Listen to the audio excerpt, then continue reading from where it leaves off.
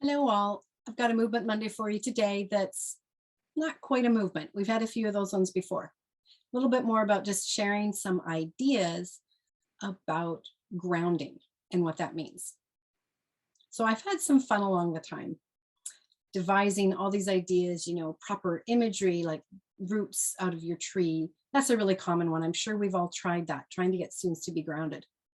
But what I have tried with great success, even to the bewilderment of the students, like a lot of these little things that seem like magic, one simple tactic to get my students grounded.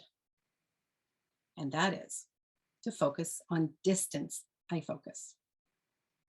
It seems, you try it, it seems that the longer I look out, the further I look out, there's like an equal and opposite amount down, kind of like on a graph. So if I'm looking at to the distance this far, there'll be a response of grounding this far. Okay, I'll draw you a picture. Okay, if I look out that far, there'll be grounding that far. If I look out this far, there'll be grounding that far. You get the idea that they're equal. Okay, so here's the deal. When you're looking at, say, just the dancer in front of you, you're at the bar. Maybe it's only like 2 feet.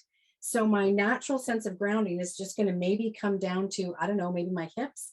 That could be why students actually grip in their hips. Now, if they do the really short glazed over, not really with you focus, like here, then their grounding, their distance is right into here. I think that's why, again, students often hold their breath. There's this sense of trying to hang on here. Again, maybe they go a little deeper. Maybe they're hanging on their hips. Maybe they're only looking to the mirror. That's a common one. Or the wall.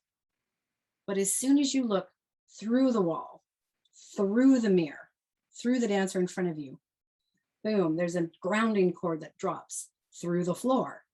So if I look truly to the distance, it's like I can ground to the center of the earth, it feels like. So if you got windows in your studio, definitely try this. Go look out a window and have the students practice balancing on one leg, where they look, say, at their hand, maybe then 3 feet away, then just the window, and then through the window.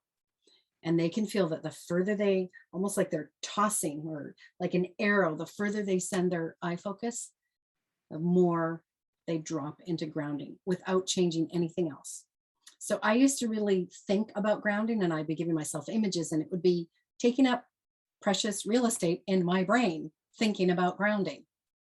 Now, I just make sure that unless I'm doing eye tracking for some reason, shaping in the body in modern or something, that I'm looking to the distance. And of course, the win-win here is it's great for performance. Now, I know you've told your students to look to the distance. I know you've told them to look out to the audience, to look to the back row. But a student who only hears that puts that thought at the back of their brain and says, yeah, when I'm on stage, I'll do that. I'll remember. Then you bug them and say, no, I really want you to practice it so that it'll be a habit. But we also know they don't.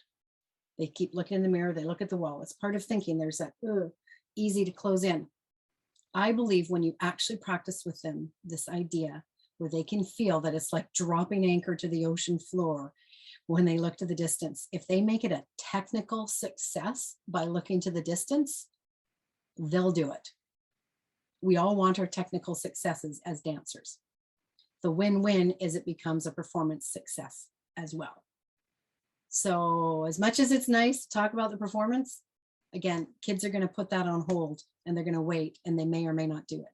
But if they know that they immediately feel calmer, they can breathe better, all those things, then they'll do it. So that's the tip for today.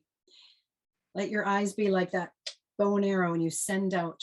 Now, that doesn't mean, by the way, that you're always looking at a specific spot. Okay. Multi-focus, being able to take it all in, is equally important depending on what you're doing. All right. So work on both a direct focus and a multi-focus. All right. That's it for today. Let me know how it goes. Let me know whether you felt it. All right. Thanks so much. Bye-bye.